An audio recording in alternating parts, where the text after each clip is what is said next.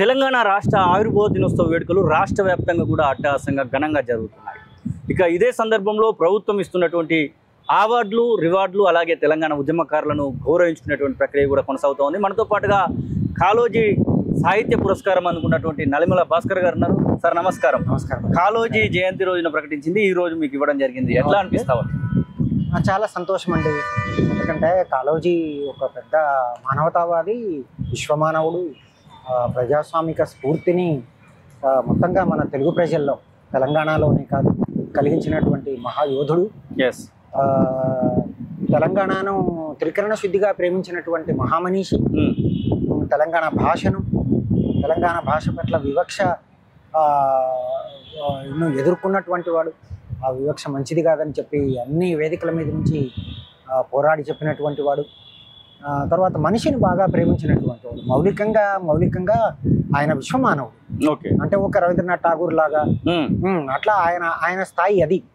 తెలంగాణ వాడిగా మనం నిజంగా ఆయనను తెలంగాణకు పరిమితం చేయడం కాదు, తెలుగు వాళ్ళకు పరిమితం చేయడం కాదు. అంటే ఆయనకి కన్నడం వచ్చును, ఇంగ్లీష్ వచ్చును, ఉర్దూ వచ్చును, ఇట్లా హిందీ వచ్చును. మంచి కవిత్వం రాశాడు, అనేక ఉపన్యాసాలు చేశాడు, మనిషిగా బ్రతికాడు, మనిషిని ప్రేమించాడు. ప్రధానంగా ప్రజాస్వామిక సంస్కృతిని ప్రేమించాడు, నియంతృత్వాన్ని కాదన్నాడు. తర్వాత శ్రామిక సంస్కృతిని, దాన్ని అంటే విశ్రాంత వర్గాల సాహిత్యాన్ని కాకుండా శ్రామిక సంస్కృతిని బాగా ప్రేమించాడు. కథలు రాశాడు. నా గొడవనైతే అందరికీ తెలిసింది. తర్వాత బడి పలుకుల భాష కాదు, మనకు పలుకుబడుల భాష కావాలి అన్నాడు.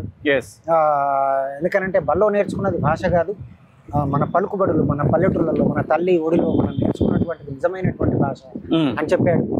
2.5 జిల్లాల భాషకు వ్యతిరేకంగా జీవితకాలం అంతా కూడా. మీరు తెలంగాణ భాష పైన చాలా రీసెర్చ్ చేసినటువంటి, తెలంగాణ భాషకు సంబంధించినటువంటి విషయంలో మీరు రీసెర్చ్ చేసినటువంటి కాళోజీ పురస్కారము రావడాన్ని ఎట్లా మీరు అంటే ఇప్పుడు తెలంగాణ ఒక రకంగా కాళోజీ, రవ్వా శ్రీహరి గారు ఇట్లా వీళ్ళందరూ కూడా స్ఫూర్తి మంతంగా ఉన్నారు వారు నాకు బాగా. ఎందుకనంటే దాని గురించి మనం పనిచేయవలసిన అవసరం ఉంది అని చెప్పేసి తెలంగాణ ఒక పదకోశం, ఒక చిన్నపాటి డిక్షనరీని నేను రాయడం జరిగింది ఎప్పుడో 23 ఏళ్ల కిందట. తెలంగాణ రచయితల వేదిక తరఫున యావత్ తెలంగాణ రాష్ట్రం అంతా కూడా పర్యటించి తెలంగాణ భాష ఔన్నత్యాన్ని, ఎంత గొప్పది ఇది, ఎంత సొగసుంది, ఎంత సోయగం ఉంది ఇందులో, ఎంత నాదమాధుర్యం ఉంది, ఎంత అమ్మతనం ఉంది ఇందులో అనేది మనం నిరూపించాము. 10 పుస్తకాలు రాశాము. అది గుర్తించి ప్రభుత్వం మనకు అది కాళోజీ అవార్డు ఇవ్వడం అనేది చాలా సంతోషించదగ్గది. కానీ కాళోజీ జయంతి రోజున ప్రకటిస్తే ఈ రోజు జూన్ 2 ఆవిర్భావ దినోత్సవం రోజున, తెలంగాణ ఆవిర్భావ దినోత్సవం రోజున స్వీకరిస్తా ఉన్నారు.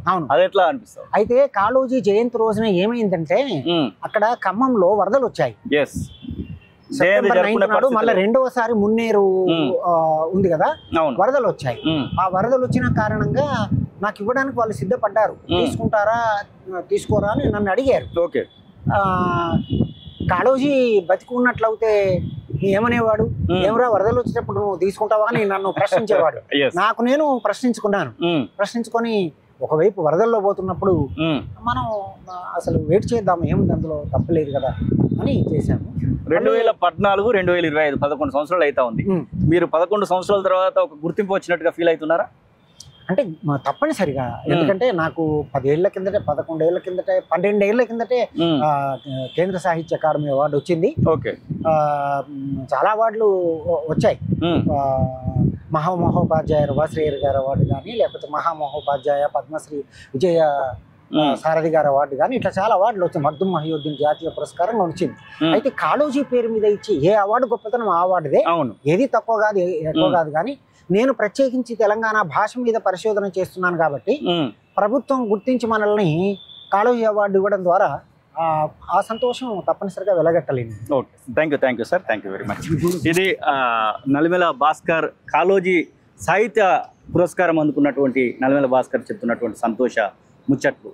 చూస్తూనే ఉండండి కాళోజీ టీవీ. విదేశాల్లో ఉన్నత విద్యను చదువుకోవాలని అనుకుంటున్నారా? అయితే వెంటనే ఫ్లైగ్రాడ్ ఓవర్సీస్ ఎడ్యుకేషన్ కన్సల్టెన్సీని సంప్రదించండి. మీ విదేశీ కలలను సాకారం చేసుకోండి. ఫ్లైగ్రాడ్